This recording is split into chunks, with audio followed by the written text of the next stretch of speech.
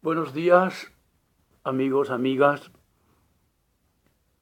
Hablando sobre Egipto, hoy quiero compartir un pequeño descubrimiento, al menos para mí, que hice ayer, sobre podríamos llamar, realidad material, la realidad espiritual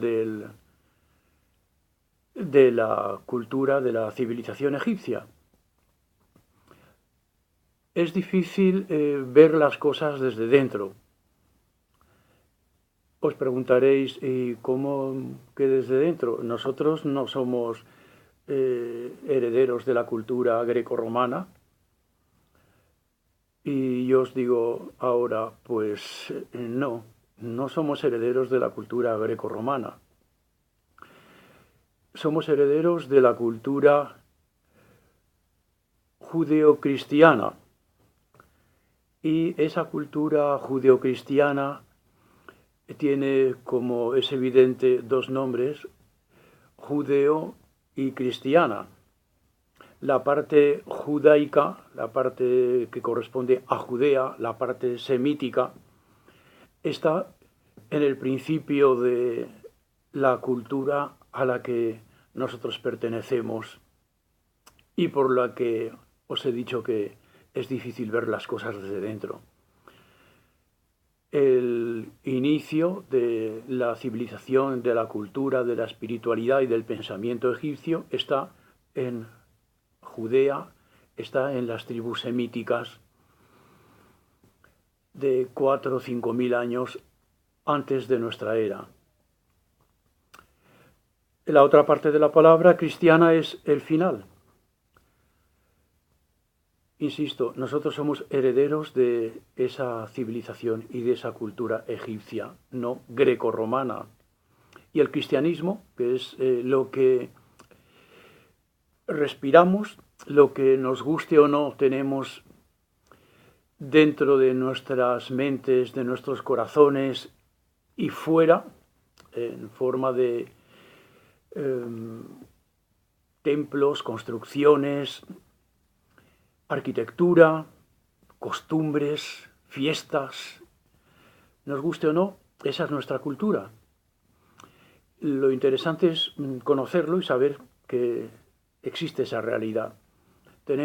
Somos herederos, somos pertenecientes a la cultura judeocristiana. Esto sí que está más comúnmente aceptado, más que hablar de que pertenecemos a la cultura egipcia, pero hablar de, como os acabo de demostrar, de la cultura judeocristiana es hablar de la cultura egipcia. Diréis, bueno, lo de las tribus semitas en el principio de la cultura egipcia está aceptado, pero el cristianismo, pues el cristianismo es la religión del último faraón egipcio, del último faraón egipcio que no se momifica, pero en la esencia de su cultura, de su pensamiento y de su religión está la existencia eterna de su cuerpo, que se transforma en cada acto religioso que celebran los creyentes en la misa. El acto central de la misa católica cristiana es la transformación de la materia en la carne y la sangre, en el cuerpo de el último faraón egipcio. Nosotros tampoco nos momificamos, morimos y nos hacemos polvo, no nos preocupamos, pero no nos preocupamos porque otro de los principios fundamentales de nuestra cultura, de nuestra religión, de nuestro pensamiento, que es cristiano, nos hace creer que al final se producirá la resurrección de la carne.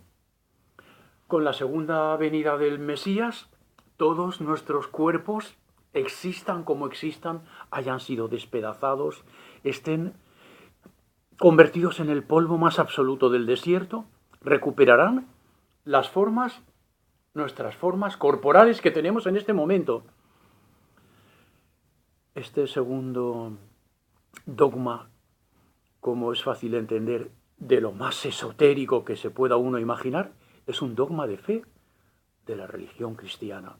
Este es el final de la cultura, de la religión, del pensamiento, que yo en este momento os digo que pertenecemos a ese pensamiento y esa cultura absolutamente egipcia. ¿Y qué tiene todo esto que os estoy comentando que ver con la historia del arte? Pues muy fácil de comprender. El arte, nadie os lo habrá dicho hasta ahora, pero os lo digo yo. El arte no existe para los egipcios. El arte existe para nosotros y nosotros vemos representaciones pictóricas, esculturas, y pensamos que el arte existía para los egipcios también. Pero los egipcios no hacían arte. Los egipcios hacían existencia. Para los egipcios la materia existía con vida propia, como nosotros, como los seres humanos. Las piedras, las esculturas, tenían vida propia, tenían alma. Exactamente eso es como le definen los egipcios a la realidad material que existía viva, no como la que nosotros apreciamos. La materia para los egipcios tenía alma. El Ka, que en principio solo era del faraón, luego ya fue de todo el mundo. El Ka es el alma de las cosas. Para los egipcios no existía, como para nosotros, diferencia y oposición entre la materia y el espíritu. Para los egipcios existía diferencia, pero necesidad del espíritu y la materia. El espíritu y la materia se necesitaban mutuamente para existir. Y eso es lo que vemos en sus representaciones pictóricas, en sus esculturas. Si me apuráis, en las representaciones pictóricas, la existencia que se pretende en las representaciones pictóricas es muy similar a la existencia que se pretende con la palabra. ¿Por qué? Porque la imagen para los egipcios fue una extensión de la palabra. La imagen para los egipcios fue una extensión del jeroglífico, que como todos vosotros y vosotras sabéis, son pictogramas, son representaciones pictóricas de las cosas. Como vemos en la mayoría de las pinturas egipcias, están rodeadas de jeroglíficos, porque forman parte de un discurso. Las imágenes y los jeroglíficos son textos, son palabras. Y la realidad, la existencia más sublime y más profunda para la cultura y para la religión y para la civilización egipcia era la palabra. Y el verbo se hizo carne, ¿qué decimos nosotros?